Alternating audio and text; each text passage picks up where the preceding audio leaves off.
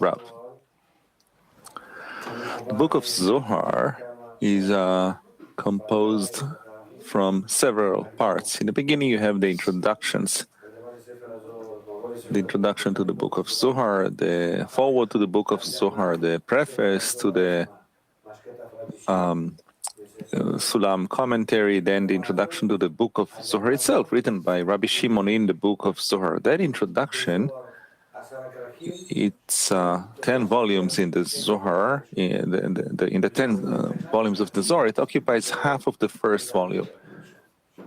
And in the Zohar, when we have 21 volumes, the first volume is divided in such a way. So in the introduction to the book of Zohar, on page 120, the introduction of the book of Zohar, it's in general, it's the keter, the crown for the entire book of Zohar. It includes all the light that later on expands for all the weekly portions from Bereshit, from Genesis until the very end. This is why it's worthwhile to read the introduction to the book of Zohar in general, from beginning to end. We're reading it now 2-3 times a week. We study it in the morning. You can take the tapes. Now we're going through the article Otiot, letters. It's a beautiful article about each and every Hebrew letter. What is the essence of the letter? All 22 letters, and later on we will go through each and every article. This is what we do once every few years, and I highly recommend for you to read it. But on Shavuot, we read the article The Night of the Bride, because the bride is Malchut in the world of Atzilut. So when we begin to study the world of Atzilut, it includes all of the souls within her. This is why she's called Kala, from Kolelet, include, bride. Besides that, she's also called the Shekhinah, because her purpose, her goal is that the light of the Creator will dwell within her. This is why she's called Shekhinah, the dwelling place. And her night is called the preparation. During all 6,000 years, and especially in our time, from 1990, 1995 and onwards, it is the beginning of a special time. This is written in all the Kabbalah books, that this is a special time, the last period before the revelation of the great lights, before what we call the coming of the Messiah. And all the days of the exile are called the night of the bride, because in the darkness we begin to sort all the vessels and arrange them and correct them. And then in the morning, in the day, it is already called the complete redemption, that then the whole of godliness is revealed to this world. The entire upper force, the goal and the guidance and providence. So how do we prepare ourselves during all the days until the coming of the light? This is called the night of the bride. This is what this article speaks about, the night of the bride. This is why we read it in Shavuot, because Shavuot symbolizes for us that we came out of Egypt, we finish all of the corrections during the 49 days. We have the 7 Sefirot of Zeranpin of Atzilut, times 7 in each one, which is 49. And then we reach 50, which is Malchut, and then there is the revelation of the lights, which is called the end of correction. Let's see, that's the topic that pertains to the holiday. Are there any questions? No? Good, okay, well, we learned together about the world of Atzilut, right? A little bit. We started. What not? We touched on it. Oh, we touched it. Okay, good, fine. So let's start it. Okay, let's.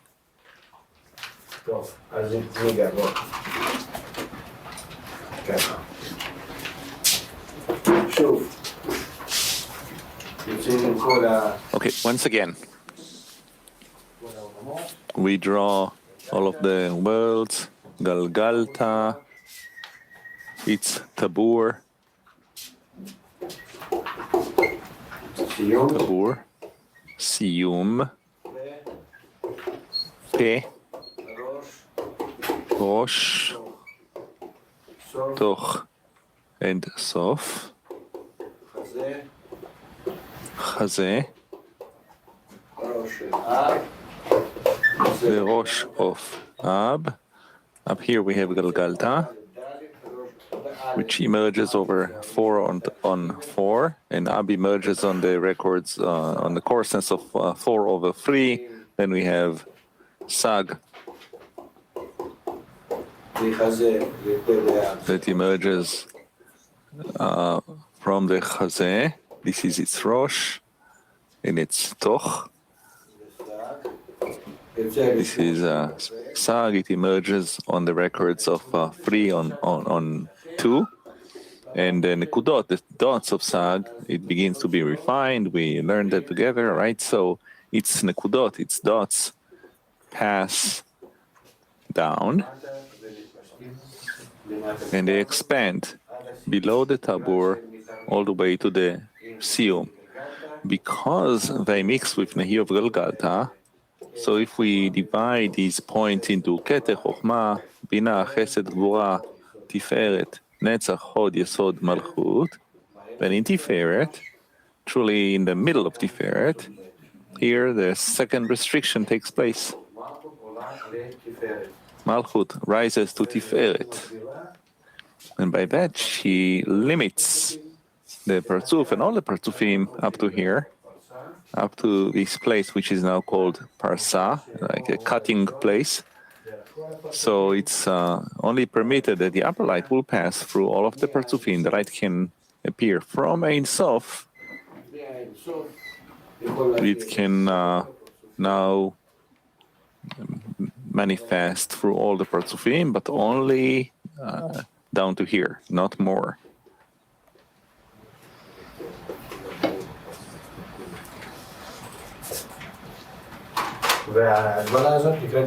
And this limitation is called the second restriction.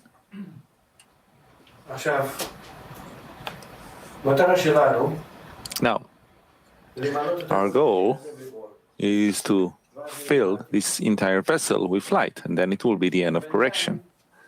And in the meantime, what is possible? It is possible to fill it up down to the Tabur here.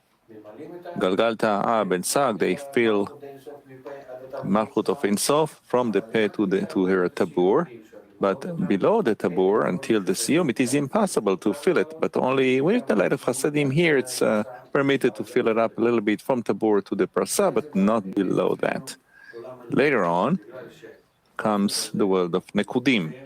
Because this Parzuf is refined, it comes and demands from Sag a zivug, a coupling in the Nikvei Einaim, in the Rosh of Sag. What is the Nikvei Einaim, the female of the Einaim in the Rosh of Sag? If you will divide it into Keter, Chochma, Bina, Zeranpin, and Malchut, where the vessels of bestowal end, that place is called Nikvei Einaim.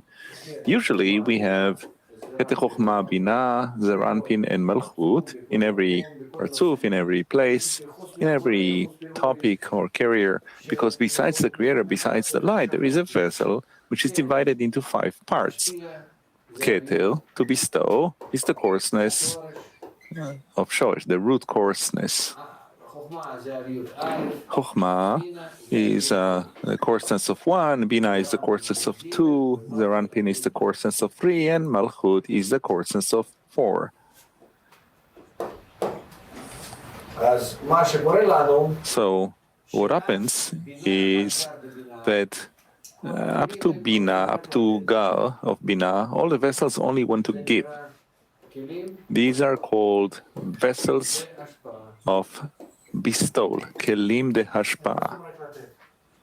They only want to give. Why? They don't have great coarseness. And from Zat, the bottom 7 of Bina and below, these are already vessels of reception, of kelim de Kabbalah. They certainly want to receive, and they then work in reception in order to bestow, or in reception in order to receive for themselves. This means that there are two kinds of vessels in the created being, vessels of bestowal and vessels of reception. Why is Binah divided half and half? Because actually Binah wants to give.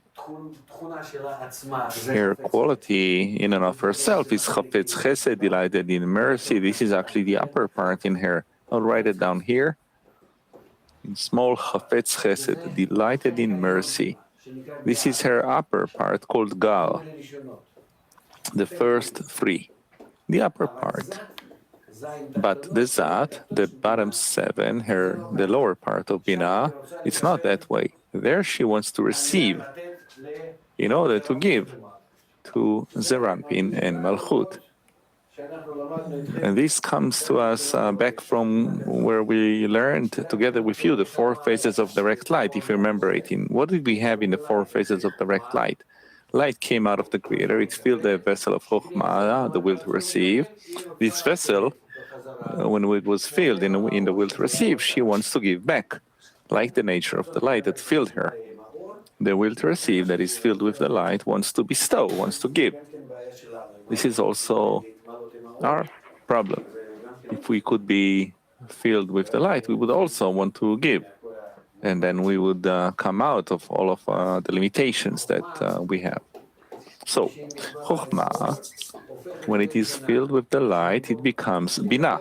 Instead of receiving, she wants to give. But when she wants to give, she makes a calculation of what can I give.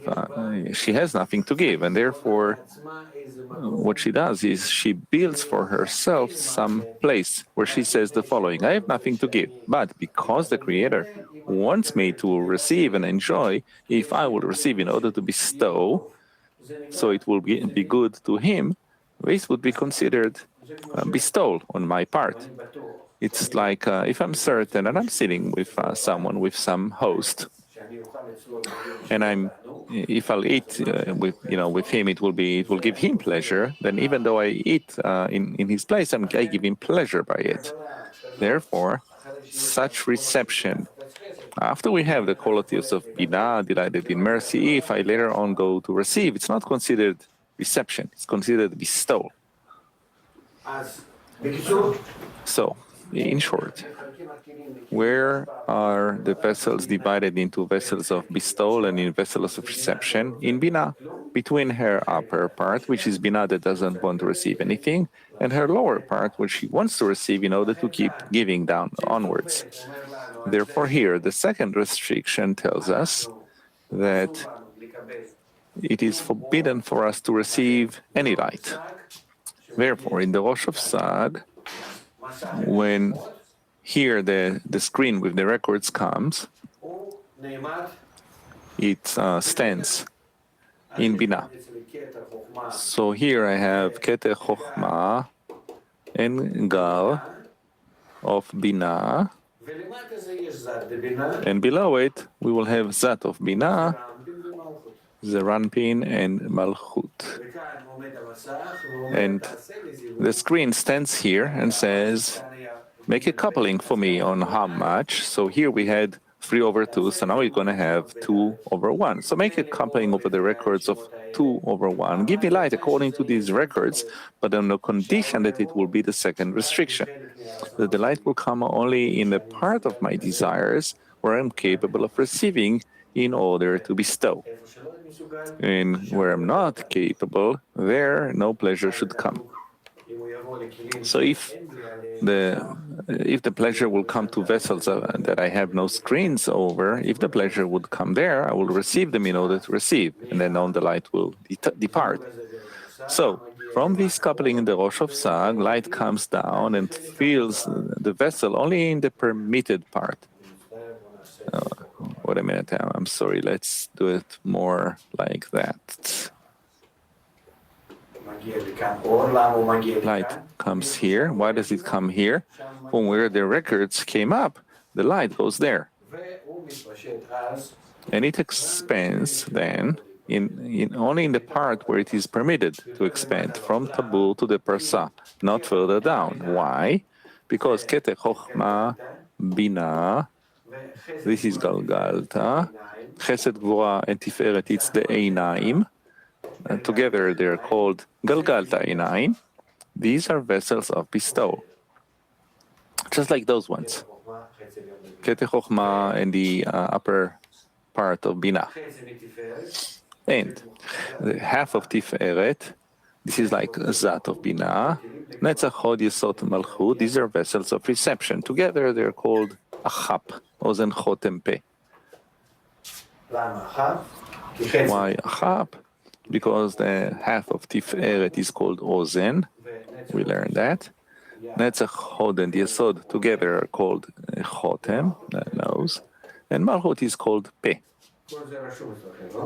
All of this should be written down for you, right? No?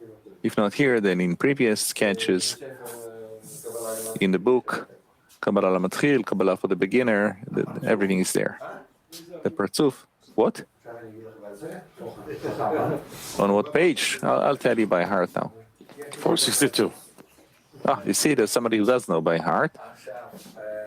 Now, the Partzuf that emerges over the records, over whatever was done down here below the Tabur, is called the world of Nekudim. It is built from Keter, Abba ve'ima, and Zon. Keter and Abba ve'ima are Rashim, heads, and Zon is Guf, the body. And this is built in such a way that Keter has Galgalta Einaim on the outside, but it doesn't activate its Achap. On its Achap, clove Abba ve'ima. Their Galgalta Einaim are on the outside, but their Achap are not activated. And Zon clove on them. Their Galgalta Einaim are on the outside, but the Achap are not being used. Let's draw it in a nicer way. So, this is Keter Galgalta Einaim, Abba ve'ima Galgalta Einaim, Zon Galgalta Einaim. Their Achap are not being activated. This is the Achap of the Keter.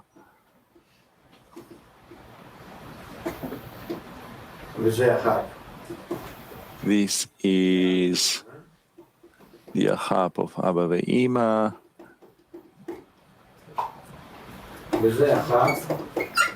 And this is the Achap of Zon. This means that we only use the vessels of bestowal in Keter, Abba, and Ima, and in Zon. In short, we draw it here in such a way. Why? To show that we have only the Galgalta Einaim from Keter, Galgalta Einaim from Abba ve'ima, and Galgalta Einaim from Zon. And the parts that do not exist, that are not revealed, that are concealed, these parts, we don't draw them because they're not in action right now.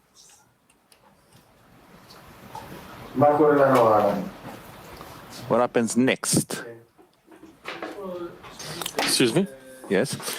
There are two terms here, something when that repeats itself. What's the meaning here? There's the Peh in the Rosh of Galgalta, and there's a Peh in Achap. Which is like... Peh is always the place of the coupling. All in all, what are we talking about? The Creator created a will to receive, a desire to enjoy. It is a deficiency, a lack for pleasure, for a feeling. What is pleasure? The pleasure itself is the Creator. If I feel Him within, I enjoy. If I feel that I lack this feeling, I suffer. There is no more. Besides that, there is nothing. Meaning, there is a deficiency for the feeling of the Creator. And this lack is called the created being. And there is nothing else in reality. Next to this deficiency, there is also what we call the moach, the brain. It is a system that assists this desire to achieve, to attain what it wants. Otherwise, we would just suffer and we wouldn't know from where and how is it possible to fill ourselves, how is it possible to reach the pleasure. So the will to receive by itself develops intellectual systems. We say that about a person, that if he goes through suffering, he'll become wise, right? Or we say that suffering cleanses the body. This means that if you give somebody everything he has in life, if he never operated his mind, he never operated his brain and learned how to achieve something, he'll remain without any development. He won't develop. This means that development is a result of the feeling of a lack. And therefore, us as well, since they want to develop us. So in order for us to reach truly great spiritual feelings, they develop us through suffering. There is no choice about it. And this is why each and every generation actually suffers more. Even though they have everything in corporeality, they feel more and more suffering. They just don't recognize that this is suffering because of spirituality, that it comes from a lack for spirituality. But it will be revealed. It needs to be revealed. Now, to make a calculation of how much I receive and how much I don't receive, this is already something that is not ordinary. Why? The Creator created the will to receive. But along with the will to receive that He created, He gave this will to receive a feeling of Himself, of His presence. Like the allegory of the host and the guest. So the created being, the moment that he wants to receive, to feel the Creator, to enjoy, he feels suffering, unpleasantness, which we call shame. That shame is so great that he is willing to get rid of all of the reception so long as he doesn't feel the suffering, because then the reception becomes truly suffering, unbearable suffering. This is why the first restriction was done, with the condition that I will not receive, because reception brings me suffering.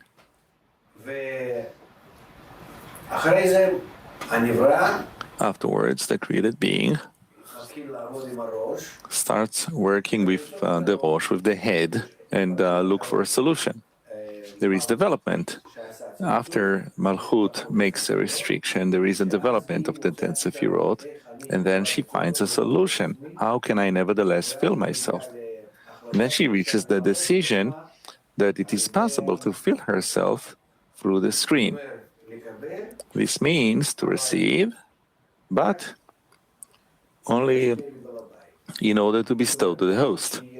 This means that my pleasure will be not because I receive, but the pleasure will be because I am similar to the host.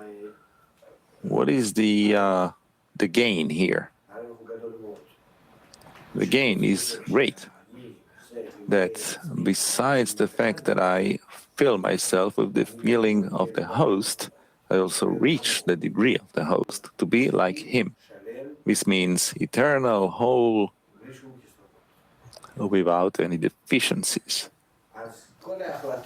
So, all of the decisions now are in order to reach such a state where I'm entirely similar to the host and filled with all the light that comes from him or in him, filled with him.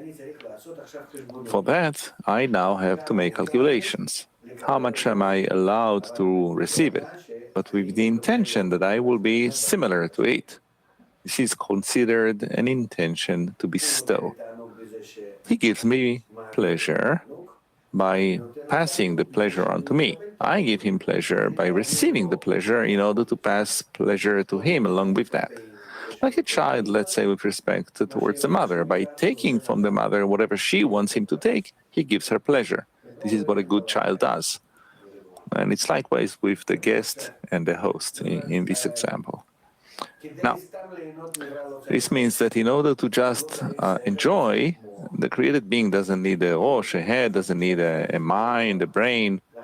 He just simply needs to use the vessels of reception. This is why we say that in Malchut of Ein Sof, when she receives, in order to receive within her everything there is, so in Malchut of Ein Sof, there is no Rosh, no head, no Sof, no end, it's all Toch, because she's filled with pleasures, that's it. Whereas in the Malchuyot, after the restriction, when Malchut of Ein Sof goes and starts to be filled already with the intention to bestow, there she already has a Rosh, a head, and she makes a calculation of how much she can receive in order to bestow. So we take into consideration how much we have a screen and the pleasure that comes from above, and we make a calculation how much I'm allowed to taste from this pleasure without losing my head, the Rosh. I will think about the host, how much he's giving me. He's giving me, I need to repay him, return it to him. I feel pleasure. I truly enjoy the pleasure, but also to be connected to him. So in the feeling of the pleasure, I will not disconnect from him. I will think only of the pleasure. These calculations I do in the Rosh, in the head.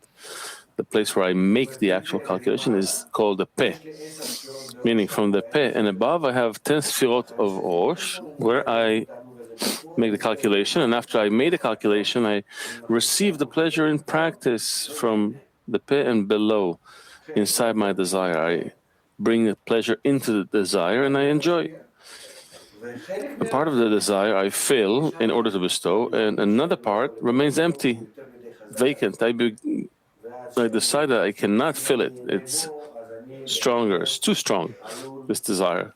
And if I will feel pleasure in it, I just might forget about this entire operation I'm trying to do, and I will think only about the pleasure and not the way that I chose. It's like they prohibit me from eating certain things. So I intentionally, let's say I wish to lose some weight. It's not that I don't eat, but I take things that are not that tasty, appear not that tasty to me. I'm accustomed to them, not exactly according to my own taste, but that helps me to restrict myself, to limit myself. It's a little bit like the work with the screen. But I just like I gain health, let's say, if I restrict myself. Similarly, in spirituality, if I receive the light in limitation, then the light doesn't disappear, although it's a portion, or at least a portion. If I would have received all of it without any restriction, any calculation, it would all disappear. So at least I'm able to receive a portion of it, and additionally, in addition to receiving a portion, I adapt myself to the Creator. I become similar to Him. When I am similar to Him, then in addition to the pleasure that I received from bestowing to Him, and I enjoy it, I also have the pleasure of being like Him. And to be like Him is something that's above space and time, and it has to do with eternity and wholeness. Simply cannot pass it in words. Meaning, there's a great profit in this method of receiving in order to bestow. Also, you can't really receive any pleasure if not according to the screen and the calculation. There's only one special section, area, out of all of Malchut of Ein Sof called this world, where it's permissible to receive a little bit of pleasure, like us, without any calculation. Also to steal and to murder and all kind of methods. This world is called the preparation, the preparation state, where you prepare the souls before they come to recognize godliness. And in this way, the souls, they incarnate and reincarnate in this place until they come to a state where they decide that there's a decision that they deserve to start working with lights. But in order for them to ripen, to mature, develop there, and there are special conditions for them where they can already begin to. There are certain conditions by which they can work on in order to bestow. I'm sorry, in order to receive. Very tiny pleasures compared to the spiritual pleasures. It's really no pleasure. It's called a thin candle, and then all those or narrow candle, and then all those thousands of years, all those incarnations, the souls return and they mature until they reach a state like today where they begin to have a demand from the souls. They want to reach true pleasure. And this pleasure, this experience over all of the different lifetimes, brings this knowledge to a person, although he doesn't feel his previous lifetimes, incarnations, but the soul does mature and ripen and feels that you cannot receive fulfillment from the pleasure that we have here in this world. So the difference between receiving pleasure without any calculation and with the calculation is to have a rosh with the calculation, and this calculation is taking place in the peh. If we're talking about a coupling with striking, this connection between the creator and the created being, or the vessel and the light, that gathering is exactly in the peh of the parsuf. So, what is the peh of the achap? It's below the screen? No, wherever there's an encounter between the lights and the vessels, it's called the peh. Peh can be anywhere, meaning in each and every desire. Let's say I have 1,000 desires. If I will work with all 1,000 desires, then my peh will stand below all these desires, where with all of them, I make a calculation, and in all of them, I receive the light. If I see that I'm unable to work with all 1,000 desires, but only with, let's say, 3 desires, then I raise my mouth, my screen, and I place it only past these 3 desires. And I work only with them. And the remaining 997 desires, let's say, I seemingly not take them out of consideration. I don't make any calculations with them, and then my peh stands where I choose to stand. There is a desire of keter, a desire of abavima, a desire of. So in katnut, in infancy, what do I say in infancy? All my desires divide into, in general, desires of bestow and desires of reception. So I say like this: I am forbidden to work from working with desires of reception. This is here. It's clear after the second restriction. Second restriction says you cannot work with the desires to receive. And all that's left are desires to bestow. So I'm asking of Sag, please give me the lights that will fill only my upper part, only vessels of bestowal, and not vessels of reception. And then I receive from above a special structure, a construct of my desires called Galgalta Ve'enaim, and that they are in action, active, and Achap are not active, they are concealed. I cannot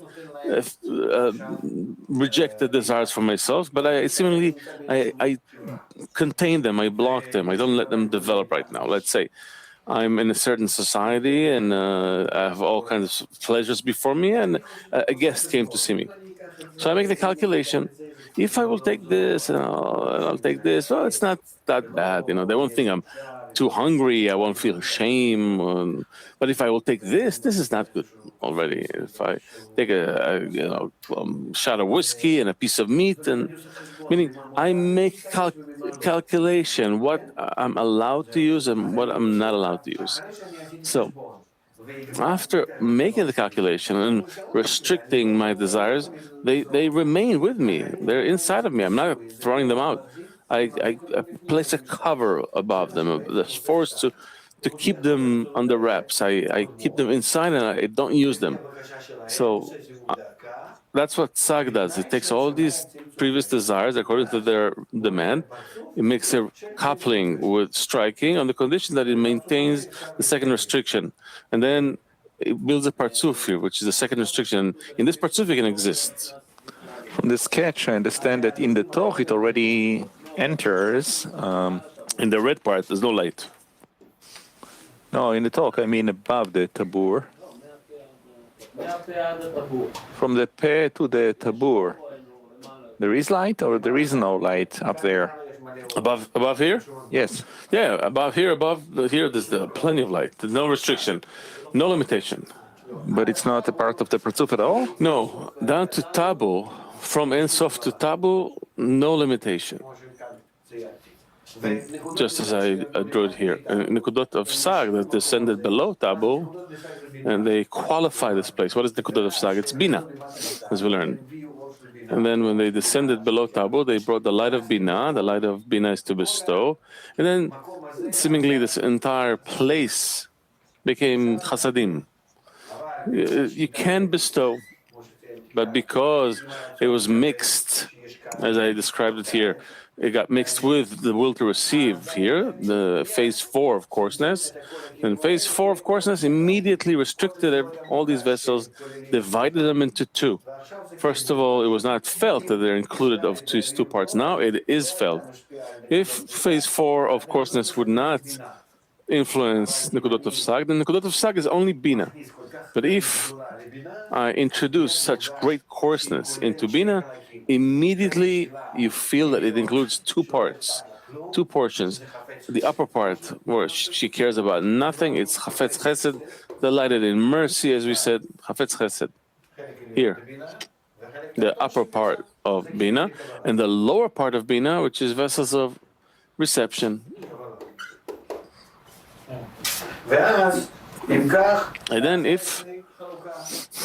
And then this division takes place in me, where up down to the place where I have vessels of bestowal, Chafetz Chesed, I'm allowed to receive the lights, and below that, I'm not.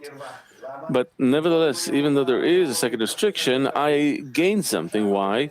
Because previously, light was allowed to expand only down to the Tabu. Now, because the Nikudot of Sag descended all the way down, the light can fill to some extent all of Malchut down to here. I have some profit here, and if I will fill all of this Malchut within Sof down to the Sof, and the Siyum of Galgalta, it will be the end of correction, the arrival of the Messiah, as we say.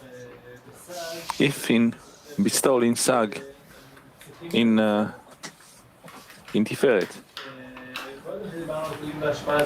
Earlier, when we spoke about vessels of bestowal, it was inside of Bina. It's not important. You're right. You're asking correctly.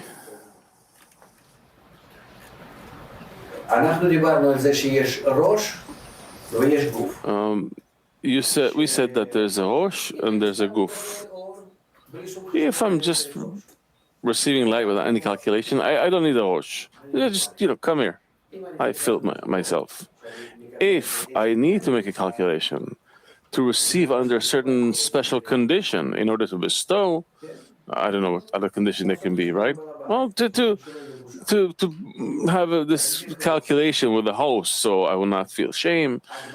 For that, I need a Rosh, a head, the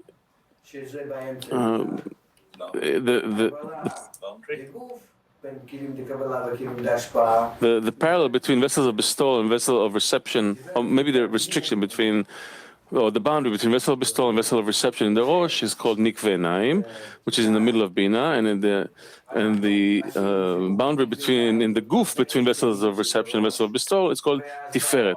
Tiferet is called Bina of the Gufa. It's the same thing. So we made a coupling in Nikve Naim, meaning in the middle of Bina in the Rosh, and then the lights came to Tiferet, which is the middle of the Guf. Where is it? It's the middle of Zeranpin, from Bina in Zeranpin. Because we have the following: Keter, Chochma, Bina, then Chesed, Gvura, Tiferet, Netzach Hod, Yesod, Malchut. Keter, Chochma, Bina is called Gar. The first three. It's all that comes from the Creator, the qualities. Then, to a small degree, Chesed, Gvura, Tiferet. Chesed is like Keter, Gvura is like Chochma, and Tiferet is like Bina.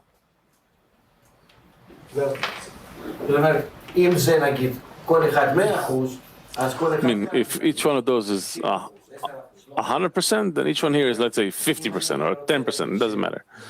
If I want to say that Bina is small, I say Tiferet. In Guf, this is the quality in Guf. We'll learn about it. אז מה קורה לנו הלאה? Now, bottom line, what's happening? יש לי עוד אחד כזה? Do you have another one like that?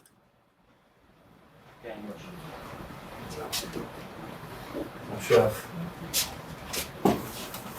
ניקח את זה. מה קורה לנו הלאה? What happens next? אחרי זה, היום בדיוק על בית. Afterwards, we have a coupling 2 over 1 restricted. We also have a coupling on the records of 4 over 3, what comes from Nehi of Galgalta. And then what's happening here, it's very interesting. If the coupling of 2 over 1 was in Nikveh 9, 4 over 3 is in the mouth, and the light comes and expands and fills all those vessels. Keter, Chochma, and Zat of Binah, from top to bottom. It started to expand in the Rosh, down to here. It wasn't felt that's anything's wrong. Why? Because Galgalta Venaim, it's okay. You can even allow the light of phase 4 there, meaning the light of Yechidah, very great light, light of the end of correction.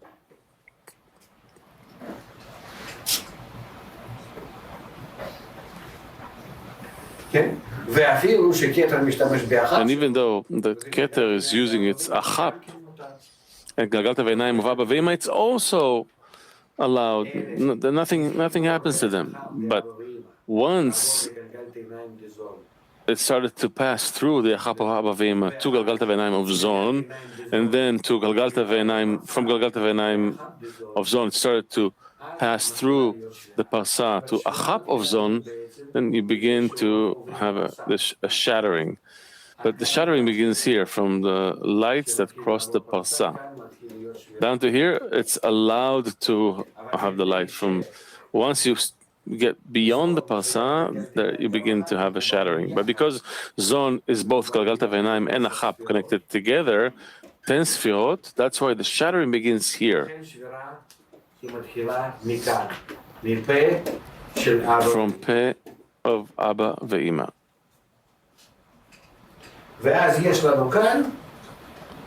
And then we have here, in this entire place here, we have an expansion from Abba Ve'ima one time, an expansion from Abba Ve'ima. This is called Melech Da'at, the king of Da'at. Then the screen is refined again in 3 stages. It's called the king of Chesed, king of Gvura, king of Tiferet, the upper third of Tiferet. These are the first 4 kings. For 4 kings, Arba Melachim.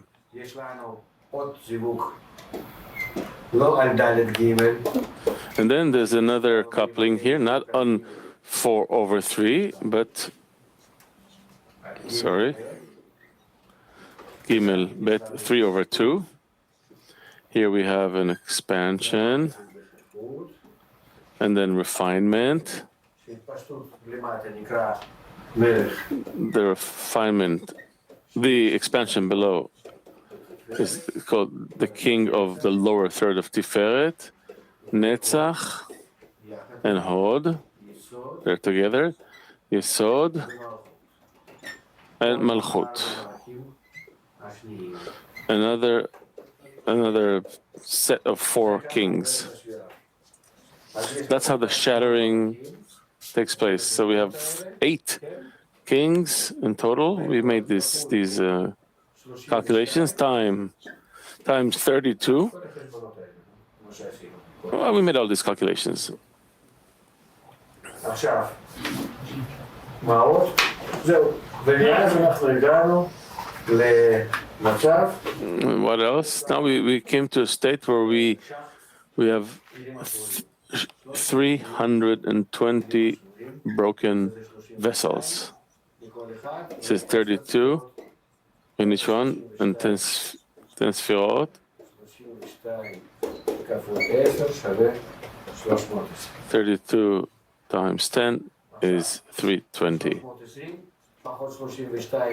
Now, 320 minus 32 that you cannot correct, which is the stony heart, Lev Ha'even. Lev in Gematria is 32. We are left with 288 Rapach. 320 is Shach.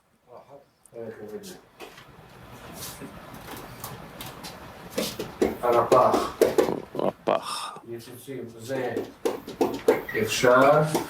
Rapach sparks, 288 sparks you can correct, and 32 that you cannot correct.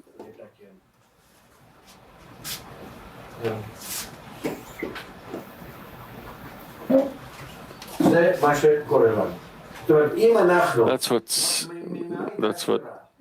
what happens. Now, what was the shattering? The shattering was the light of the end of correction that entered all these vessels and wanted to fill all of Malchut of Ensof, from the Siyum Reglin all the way to Pev Galgalta. All of this is Malchut of Ensof. And the lights could not receive it with the intention to bestow, and they shattered. Now, if we take these shattered vessels one by one and correct them, meaning we have to correct 288 parts, Rapach. If we correct each and every part, every piece on its own, individually, correction meaning, what do we call correction? Correction means we take 320 parts that we have from the shattering. We have to remove 32 parts that we cannot correct. We don't have the strength, the power to correct them. We're left with 288 broken pieces that we're able to correct. Then we begin to correct each and every part individually. After we have 288 corrected parts, we begin to put them together. And when we put them together, we reach a vessel which includes everything except for the 32 sparks that we're not able to correct. Everything but the stony heart. We come to here, we've done all the work that we are required to do. This work we do in the world of Atzilut, Bria, Yetzirah, Asiyah, that will come later. After this, there's a system that is going to be constructed after the shattering that corrects the shattering and brings all of reality to the end of correction. What about mind, bone, and... Don't get confused about what you don't know, okay? You heard? Okay. No, let it be. More. Ask about what's here, not what you heard before. What we talked about last week, about the mitzvot, the commandments that are, we have to reach 620 and... This is later. We don't yet see the degrees by which we need to correct the 288 sparks, these fragments from the shattering. Later will come the world of Atzilut, the worlds of Bia. They will have the degrees of commandments, these spiritual actions by which we correct it.